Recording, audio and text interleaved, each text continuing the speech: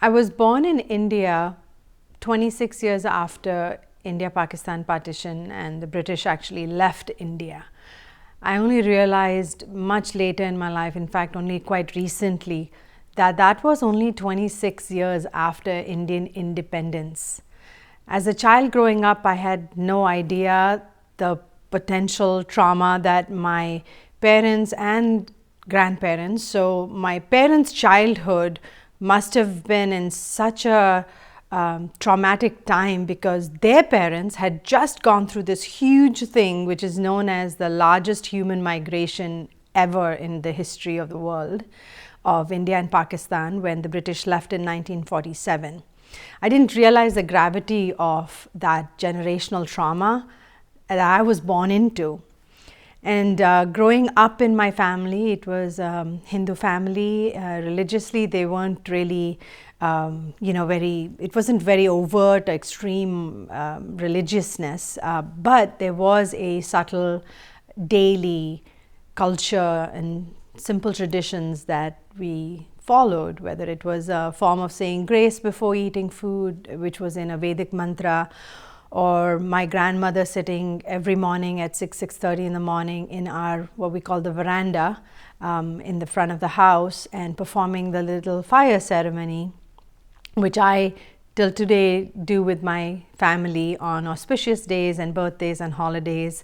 My maternal grandmother, who I call Nanima, had a daily ritual, more than a ritual, a daily practice, which we call sadhana, of sitting and doing her pranayam, which is breath work, yoga, stretches, and meditation. And she did that quietly. You didn't even know it was happening. She just went away, did her thing, 15 minutes, and started her day. And that's what I observed in my two grandmothers. I got exposure to that, not so much an indoctrination of now you need to do it and now you need to sit down, and there was never ever anything like that ever in my life, childhood, growing up with my grandparents or parents or family, that this is a must and you've got to do that and you've got to do this, and that was never put in my mind or my head or my brothers. So I was born into an environment where mantras and chanting were just the daily songs that we heard, or the lullabies even that our elders and our grandmothers sang to us while putting us to bed or giving us a bath. Those were the songs we heard, the Gayatri mantra or the Shanti Path, or all these mantras that have become much more well known nowadays, even in the West, were just background music in our lives growing up. And they've been ingrained in us, and I've continued that tradition with not even knowing it was a tradition, frankly, just something that I already did with my kids. And while giving them a bath or giving them their baby massages and getting them ready, or on the drive to school, and they're very familiar with the mantras because they just grew up with it. And mantras before eating your food, and the reason why we do them. And so this has just been part of the sort of scenic background of my life growing up.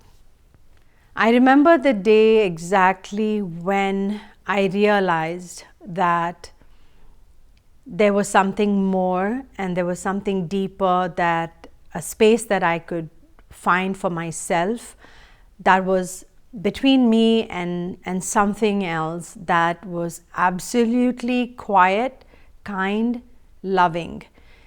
And I was 13 years old when that happened. It was a time during my life where there was some juxtaposition of the dark and the light. And I was internally struggling and had some deep unexpressed trauma that I couldn't really talk about or share or express to anyone else in the world.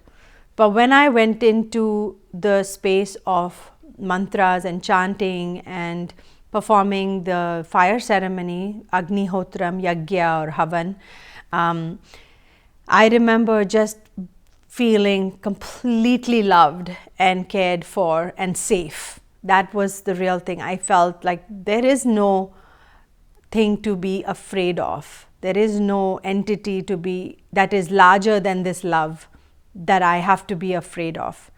And the more I practiced my mantras or my meditations or be engaged in whether it was memorization of the mantras and the meanings, and I felt that deeper and more deep connection with something that I didn't have a name for. I just had an experience of it, and that experience of love, safety and caring is what really started me off on this path.